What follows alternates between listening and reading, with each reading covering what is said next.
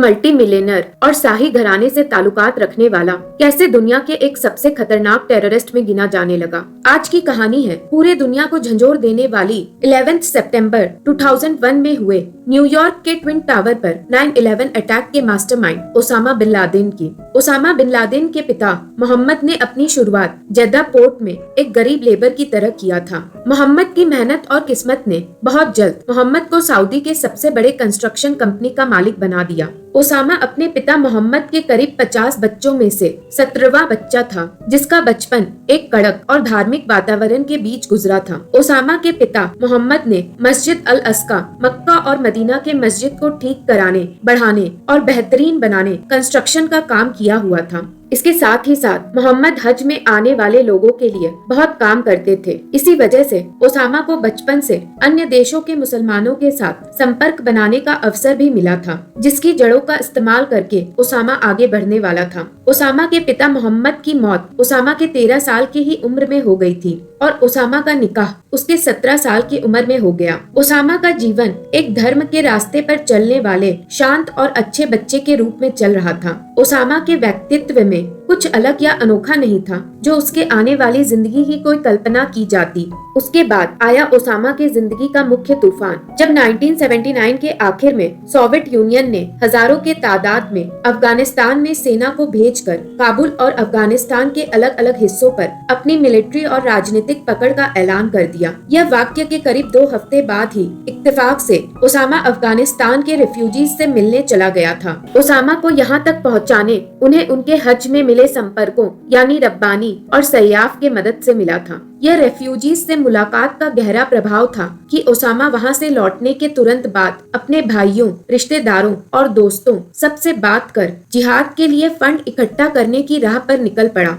और यह करीब 2 साल यानी 1982 तक चला, जब तक 1982 में ओसामा ने खुद ही अफगानिस्तान में जाकर बसने का फैसला न कर लिया। ओसामा ने अपने पिता के कंपनी में इस्तेमाल किए गए बड़े बड़े और आधुनिक कंस्ट्रक्शन के औजारों को जिहादियों के मदद के लिए अपने साथ अफगानिस्तान ले आया और अब वह इनके साथ छोटे छोटे लड़ाइयों में भी शामिल होने लगा था और इधर सऊदी में वह अपने लोगों को भी उसके साथ जुड़ने, आकर्षित करने लगा। यहाँ हमें एक पुरानी कहावत को जरूर समझना होगा, one man's terrorist is another man's freedom fighter. Osama का बढ़ता यह कदम दुनिया के नजर में टेररिज्म का जरूर था, पर उसी से जुड़े लोगों के लिए यह उनकी आजादी के तरफ के जंग का आगाज था। अमेरिका ने अपनी वैधी ताकत का इस्तेमाल करके कहीं दूर एक अवैधी खतरे को जन्म दे दिया था।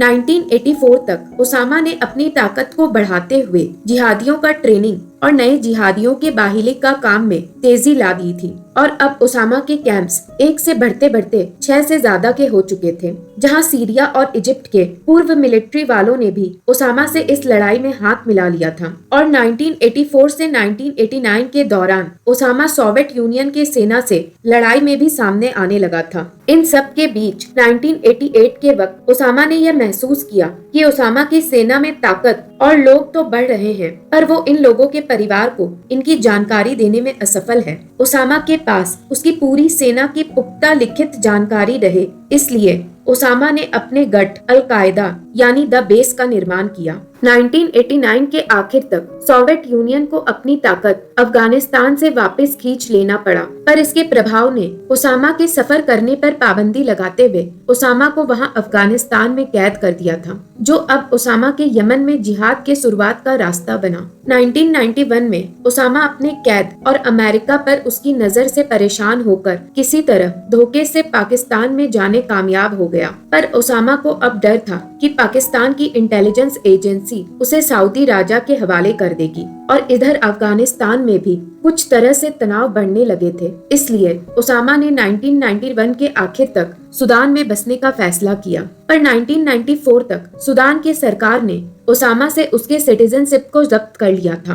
वक्त के साथ साथ हर जगह एंटी अमेरिकन कार्य होने लगे थे। ओसामा के गठ ने किसी में भी खुलकर अपना हाथ नहीं बताया, पर अब देश दुनिया सबके सरकारों की नजर ओसामा पर पड़ने लगी थी और जिस देश में भी ओसामा के रहने की खबर मिलती उन देशों को खुलेआम निंदा का सामना करना पड़ता था, जिसके वजह से ओसामा का किसी भी देश में रहना अब मुश्किल हो रहा था। इन सब ने ओसामा को लोगों के सामने अमेरिका के प्रति अपनी नफरत को जाहिर करने मजबूर कर दिया और 1996 तक ओसामा ने अमेरिका के खिलाफ जंग का ऐलान भी कर दिया था। अब ओसामा बस एक देश से दूसरे देश भाग रहा था, पर उसका देशों के बीच घूमना अब ज्यादा से ज्यादा लोगों को उसके गठ में जोड़ने का काम कर रहा था और ओसामा हर जगह अमेरिकन और यहूदियों को खत्म करने का फतवा जाहिर करने लगा। ओसामा की परवरिश एक अदब वाले इंसान में हुई थी, इसीलिए ओसामा अपने लोगों को अपने साथ जोड़कर रखने की अहमियत अच्छे से जानता था। वो अपने लोगों का पूरा ख्याल रखता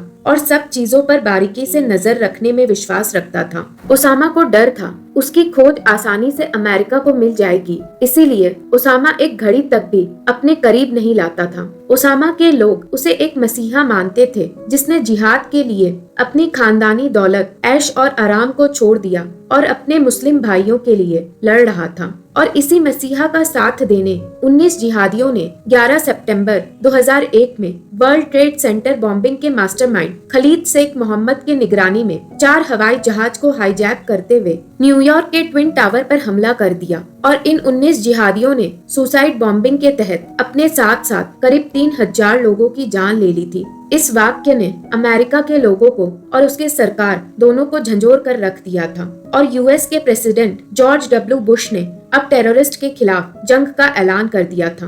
अब ओसामा के पास यूएस से भागकर खुद को बचाने के अलावा कोई रास्ता नहीं बचा था और ओसामा उसके पाकिस्तानी दोस्तों और उसके सहानुभूतियों को खोजने और उनकी मदद के लिए दौड़ने लगा। पेशवार से लेकर सवत तक और सवत से जाकर अपोडाबाद में आखिर ओसामा को उसका ठिकाना मिला, जहां वो अपने अनेक बीवियों और बच्चे के साथ अपना हसर बसर करने लगा। ऊंचे और मोटे दीवारों के साथ ओसामा के कम खिड़कियों वाले घर का निर्माण किया गया, जहां उसके अपने बीवियां और बच्चे ही सारी देखभाल करते ताकि बाहर के लोगों से कोई संपर्क न हो पाए। ओसामा ने यहाँ बसने में अब कामयाबी हासिल कर ही ली थी कि तब तक एक दशक गुजर चुका था और अमेरिका अपने लोगों के मौत के बदला लेने वाले उसके कातिल को खोजने में असफल था। तब जाकर अमेरिका की सील टीम ने एक कुरियर डिलीवरी के जरिए ओसामा के पहचान और अड्डे का पता लगाते हुए पूरी ट्रेनिंग और प्लानिंग के साथ 2 मई 2011 में ओसामा पर हमला करते हुए ओसामा को मार दिया। ओसामा को मारने के बाद यूएस ने इस्लामिक रीति रिवाज के साथ 24 घंटे के अंदर ओसामा के शरीर को नॉर्दर्न अरेबियन सी में दफना दिया था।